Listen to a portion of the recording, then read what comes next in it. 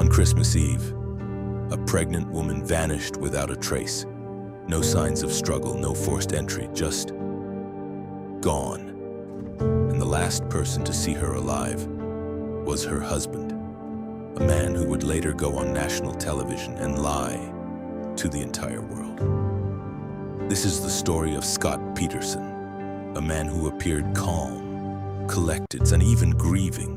But behind that carefully controlled image was a truth far darker than anyone imagined. Because while the world searched for his missing wife, Scott was already living like she was gone. Scott Peterson and his wife, Laci Peterson, lived what looked like a perfect life. A young couple in California, expecting their first child. Laci was 8 months pregnant, excited, preparing for motherhood to friends and family. Everything seemed normal, but appearances can be dangerously misleading.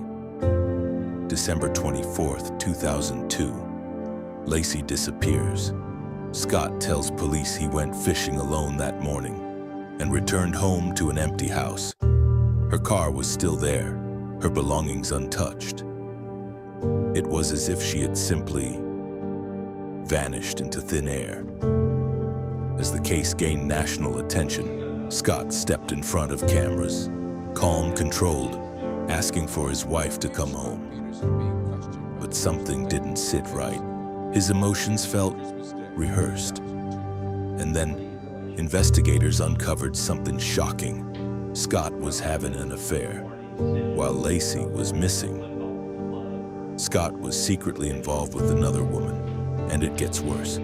He told her he was a widower, that this would be his first Christmas without his wife. But Laci hadn't even been reported missing yet. Detectives began to focus on Scott. His story didn't add up.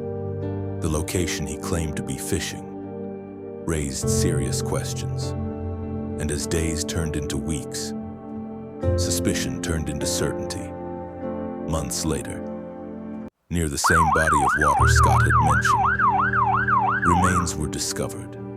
The truth was finally surfacing, and it pointed directly back to him. Scott Peterson was arrested, charged with murder. The trial that followed captivated the entire nation. Every lie, every contradiction laid bare in court. And in the end, the verdict was clear.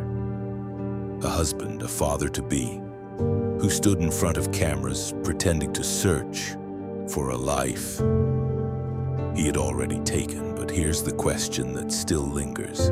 Was this a carefully planned crime or a desperate act that spiraled out of control?